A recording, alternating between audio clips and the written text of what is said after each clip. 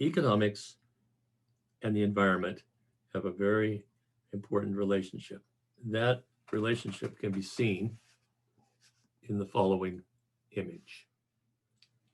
On this slide, you can see that the traditional economic cycle that we show students of inputs and outputs and households and firms has been augmented with the environment. So on the left, you'll see that we have energy and air and raw materials, water, amenities, and so forth that serve as inputs into the economy from the environment, used to help produce products and services. On the other hand, when those products and services are completed, some of those materials can be recycled and go back in as inputs. And we like to see that happen. But some of those materials cannot be. They might take the form of air pollution, solid waste, heat waste, water pollution, and so forth. And that then pollutes the environment.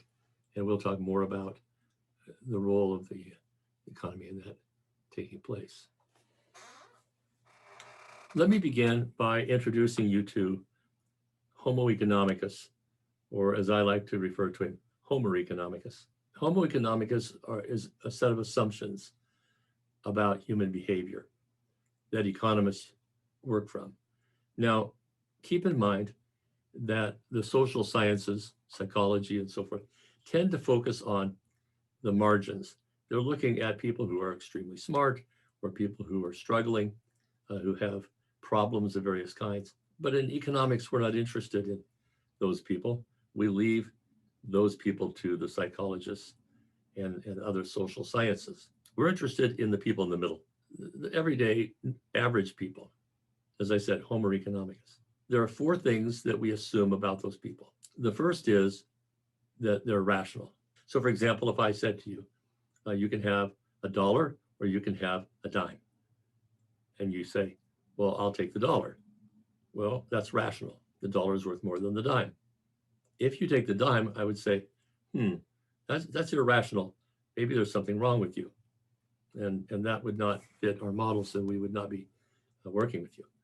Now, the second aspect of this is self-interested.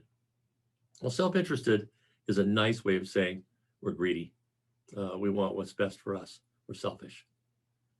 But the reality is that we're programmed to be this way.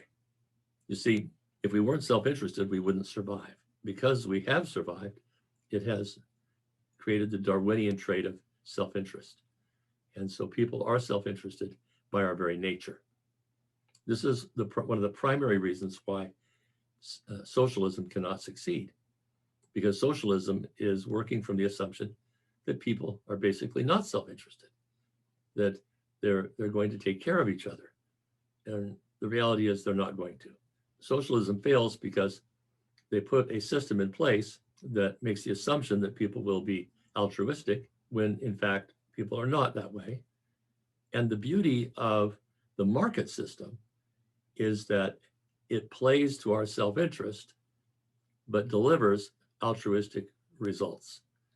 So as a CEO for 25 years in Silicon Valley, I woke up every morning and all day, every day, 7 days a week, I had one thought: what can I do to make my customers happier? What can I do to deliver a better product to them at a lower price? Now, why was I thinking that? Because that's how you make higher profits.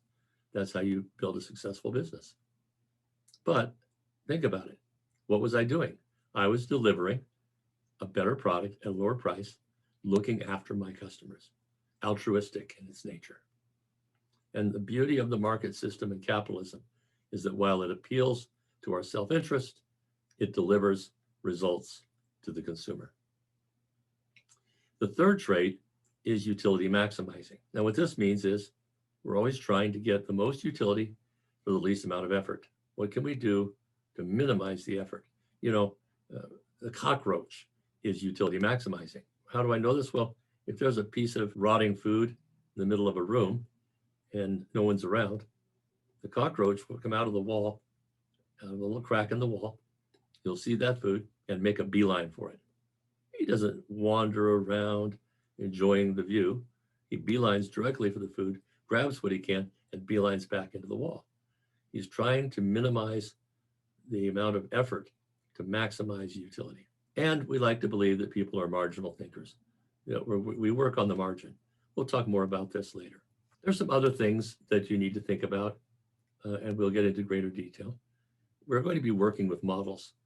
And when we work with models, we have to simplify them.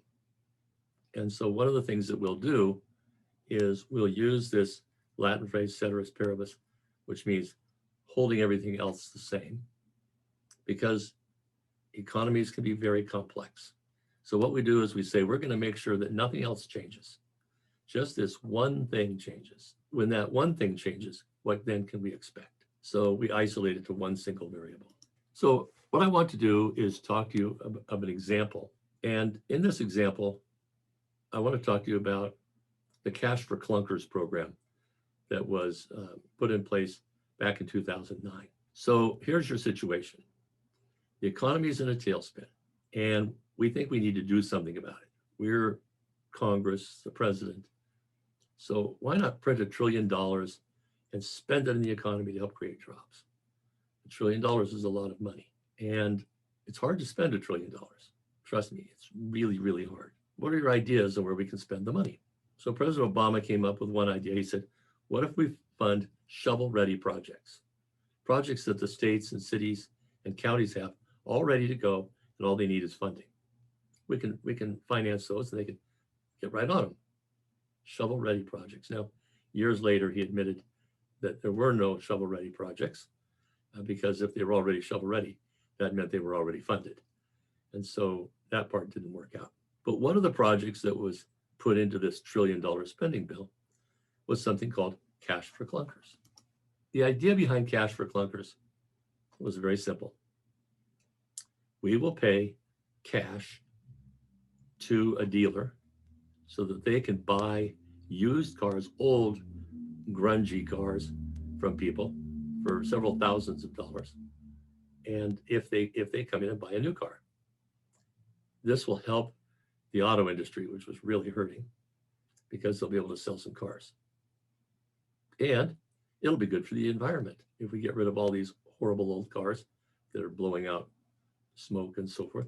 It'll make the environment better because the new cars are much cleaner in terms of the way they burn, and they get better mileage. This idea had been around for a decade, and every time it was proposed, the economists that advised Congress shot it down. And here's why. They said, first, if you offer cash for clunkers, you will increase the price of used cars, which are driven by the poor and college students. If we take 1 million used cars off the road, that's going to drive the price of used cars up. Number two, if you offer cash for clunkers, you will increase demand for new cars in the short run, which will drive up the price of new cars, probably more than the gain from the used car trade-ins. Number three, if you offer cash for clunkers, you will simply speed up the purchase of cars to meet the deadline. Then after the deadline, there will be fewer buyers, causing a huge decline in new car sales. There will be no net benefit. Number four, if you offer cash for clunkers, you will put millions of cars in the trash and force more manufacturing, all of which harms the environment. Well, they ignored the economists because they were trying to find a way to spend the money. And so they did this, cash for clunkers, and they purchased several million cars, used cars, which were then destroyed. They poured concrete into the engines so you couldn't use the parts and salvage them. Did it accomplish what they wanted to achieve? Here are the numbers. So in this graph, you can see the normal level of car sales. And then we went into the recession and car sales dropped dramatically.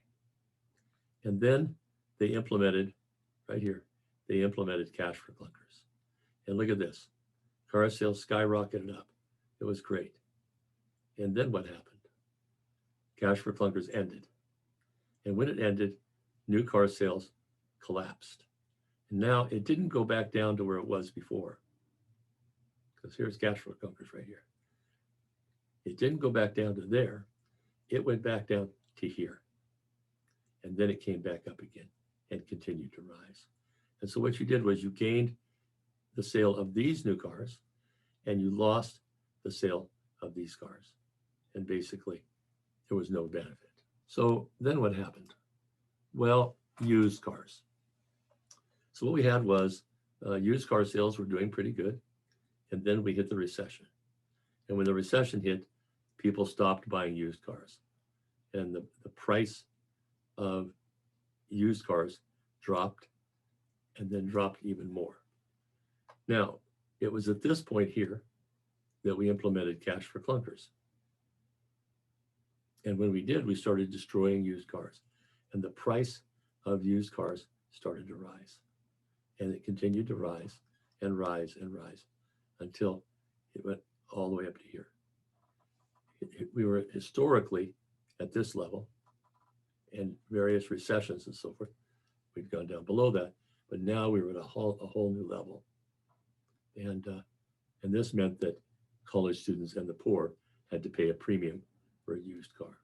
So this gives you an idea of how you can use economics to analyze public policy and consider its impact on the environment. And that's what we're going to learn in this class, how to do that.